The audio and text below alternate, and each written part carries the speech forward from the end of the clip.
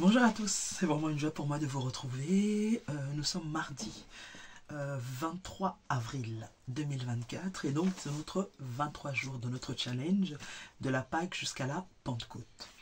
Et donc aujourd'hui, j'aimerais bien qu'on puisse parler de la foi, qui est aussi quelque chose de central dans notre vie en tant que chrétien, en tant qu'enfant de Dieu et ayant accepté Jésus-Christ comme Seigneur et Sauveur. Et donc, pour prendre vraiment le verset qui nous parle de la foi, on va aller dans Hébreu 11, Hébreu chapitre 11, verset 1 qui nous dit « Or, la foi est une ferme assurance des choses qu'on espère, une démonstration de celles qu'on ne voit pas. Pour l'avoir possédée, les anciens ont obtenu un témoignage favorable. » Et c'est vrai que Hébreu chapitre 11, c'est vraiment le chapitre de la foi et qui nous parle en fait de tous les anciens, de tout ce qu'ils ont fait par la foi et comment ils ont eu un témoignage que nous gardons jusqu'à présent et nous les prenons souvent comme référence. On parle de Moïse, on parle de David, on parle de Samson et de beaucoup d'autres. Et ils sont tous cités dans Hébreu, d'Abraham, bien sûr, le père de la foi, de Sarah, et ils sont tous cités dans Hébreu 11. Et donc c'est la définition en quelque sorte que la Bible nous dit de la foi est une ferme assurance des choses qu'on espère. Donc avoir cette croyance et avoir en fait cette confiance qu'on va voir s'accomplir les choses qu'on ne voit pas encore physiquement, mais qu'on espère jusqu'à ce qu'on voit leur accomplissement. C'est-à-dire, on ne voit pas, mais on sait qu'on possède cette chose-là, ou que cette espérance-là va s'accomplir, va se matérialiser. C'est vraiment ça le b.a.-ba, en fait, le commencement de la foi. C'est croire une chose sans l'avoir encore vue. Et c'est à peu près ce que nous dit Hébreu 11 au verset 1. Et il y a également la foi qui est comme un moyen en fait d'accéder à un certain but, à une certaine situation. Et c'est clairement la foi en Christ que nous avons le salut par Jésus-Christ.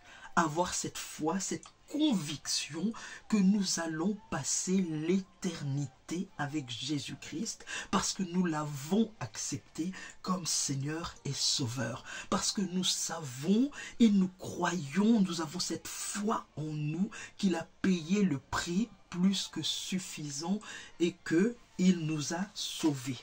Et ça, nous le voyons dans Éphésiens 2. Donc, on va aller dans Éphésiens 2, au verset 8. « Car c'est par la grâce que vous êtes sauvés, par le moyen de la foi. » Et là, maintenant, on voit la foi comme un moyen.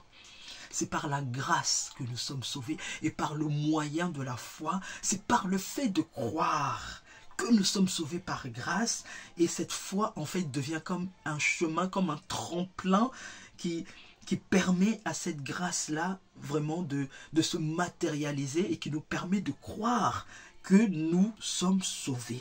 Et je relis, « Car c'est par la grâce que vous êtes sauvés, par le moyen de la foi, et cela ne vient pas de vous, c'est le don de Dieu. » Et donc là, on voit la foi comme un moyen pour manifester une situation ou pour arriver vraiment à un but. Et qu'est-ce qu'on peut dire encore de la foi? La foi, c'est faire confiance à Dieu. Et ça, c'est primordial. Et ça, on retourne dans Hébreu 11.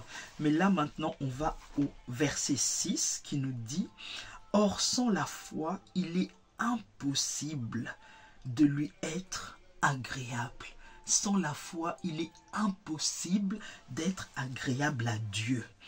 car il faut que celui qui s'approche de Dieu croit que Dieu existe et qu'il est le rémunérateur de ceux qui le cherchent.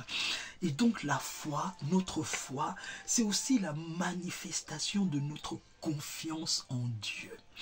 Notre confiance par rapport à ses paroles, par rapport à ce qu'il a dit, par rapport à ses promesses, par rapport au projet de paix qu'il a pour nous. Cette foi, cette confiance en Dieu de croire que ce qu'il dit, il a également la toute puissance et la volonté de l'accomplir et que sûrement il va l'accomplir. Donc la foi, c'est également la manifestation de notre confiance en Dieu. Et nous avons cette conviction que notre Dieu est capable et que quand il dit une chose, il l'accomplit. Comme nous dit la Bible, sa droite lui vient en aide pour exécuter ce qu'il a dit. Amen. Ça, c'est vraiment tout ce que j'ai dit là. Je peux dire que c'est le petit 1, en fait, pour vraiment définir la foi. Et dans le petit 2, on peut se demander, mais d'où vient la foi? Et là, on le voit dans Romains 10, Romains 10 au verset 17. Donc on va dans... Alors je trimballe un peu dans la Bible aujourd'hui, Romains 10 au verset 17. Et la parole de Dieu nous dit, « Ainsi la foi vient de ce qu'on entend, et ce qu'on entend vient de la parole de Dieu. » Et c'est ça, en fait. La foi vient de ce qu'on entend. C'est-à-dire, à force d'entendre la parole de Dieu, cette parole crée la foi à l'intérieur de nous. On lit, on s'abreuve, elle pénètre en nous et elle crée la foi à l'intérieur de nous, elle se matérialise à l'intérieur de nous et elle crée la foi. C'est-à-dire que ce qu'on entend produit d'une part la confiance en Dieu, nous fait prendre conscience que mais ce Dieu, il est saint, qu'il ne peut pas nous mentir, il ne peut pas nous raconter des bobards, que sa parole est la vérité et que lui-même est la vérité. Donc c'est pour ça qu'on dit la foi, c'est pour ça que la parole de Dieu nous dit la foi vient de ce qu'on entend. C'est pour ça qu'il est important de ne pas laisser nos oreilles traîner n'importe où. Il est important d'entendre la parole de Dieu et que la parole de Dieu puisse produire la foi à l'intérieur de nous. Parce qu'il faut comprendre aussi, ça nous amène un peu à prendre conscience de tout ce des ennemis de la foi. Ce sont quoi les ennemis de la foi? C'est d'abord la peur. La peur, parce que la peur en fait représente en quelque sorte une foi négative. La peur va venir étouffer la foi à l'intérieur de nous. Il y a aussi l'incrédulité. Parce que la Bible nous dit que sans la foi, on ne peut pas plaire à Dieu. Alors comment on peut manifester notre confiance à Dieu si déjà d'une part on a la peur et d'autre part on a l'incrédulité? C'est comme si on envoie ce message à notre Dieu. En fait, c'est comme si quelque part il n'est pas capable. Non, non. Ayons foi en Dieu.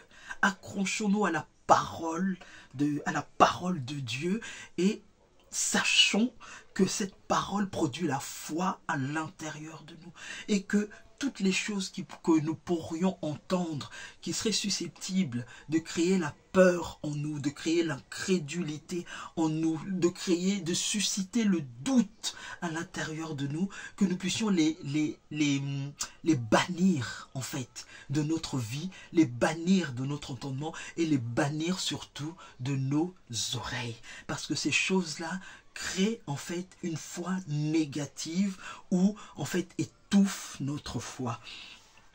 Et je voulais juste voir avec vous une définition de la foi que j'avais entendu le bishop Ouattara Mohamed Idriss donner dans l'une de ses prédications. Et en fait, ça m'avait vraiment touché. Et il dit en fait, la foi est la passerelle entre le monde spirituel et le monde naturel. Et je trouve cette définition vraiment tellement vraie. Parce que c'est vrai que la foi, en fait, va amener à l'existence dans le naturel des choses qui sont encore dans le domaine spirituel, des choses que Dieu nous a données, mais que nous n'avons pas encore vues. Notre foi va les chercher dans le monde spirituel et les ramener à l'existence dans le monde naturel. C'est pour ça que j'avais vraiment trouvé cette définition vraiment très pertinente. Et donc, je voudrais finir, parce que le temps passe très vite, avec un dernier verset dans 1 Jean 5, 4. Alors, 1 Jean 5, 4. Alors, excusez-moi. Alors, cette parole nous dit « Et ces commandements ne sont pas pénibles, parce que tout ce qui est né de Dieu triomphe du monde, et la victoire qui triomphe du monde, c'est notre foi. Qui est celui qui a triomphé du monde, sinon celui qui croit que Jésus est le Fils de Dieu ?» Amen. Cette parole, elle est puissante. Parce que tout ce qui est né de Dieu triomphe du monde. Et la victoire qui triomphe du monde, c'est notre foi. Et donc là, la foi est comme une victoire qui triomphe du monde. Parce que le monde, c'est quelque chose de matériel. On voit des choses et des fois, on peut avoir l'impression que c'est la réalité, mais ce n'est pas la vérité, parce que la vérité, c'est la parole de Dieu. Et ce qui est vraiment important, c'est quand cette parole nous dit « tout ce qui est né de Dieu triomphe du monde ». Et moi, en fait, ce verset me touche particulièrement, parce que ça m'amène dans la réflexion qu'en fait, nous n'avons pas seulement besoin d'avoir la foi en Dieu, mais nous devons également avoir la foi de Dieu. Parce que justement, nous sommes nés de Dieu. Donc il est important d'avoir la foi de Dieu. Et quand on regarde Dieu, qui a créé l'homme à son image, à sa ressemblance, qui l'a mis en Éden, cet homme, en fait, le trahit.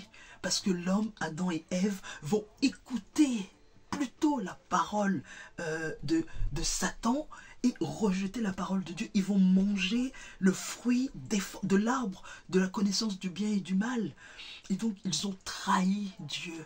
Mais est-ce que Dieu nous a laissé tomber? Est-ce que Dieu a laissé tomber l'humanité? Non. Il est allé plus loin. Il a donné son Fils. Son Fils en rançon.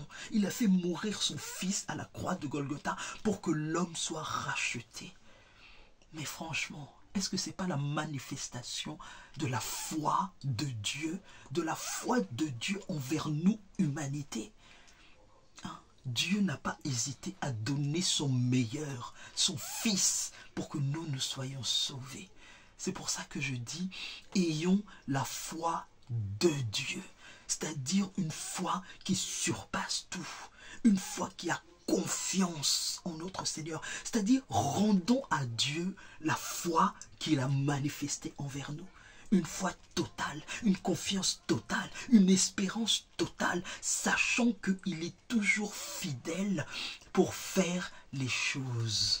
Donc voilà, je voulais finir par là. Donc il est important d'avoir foi en Dieu, mais surtout d'avoir la foi de Dieu. Donc je vous remercie d'avoir pris le temps de m'écouter et je vous dis à demain. Que le Seigneur vous bénisse abondamment. Amen.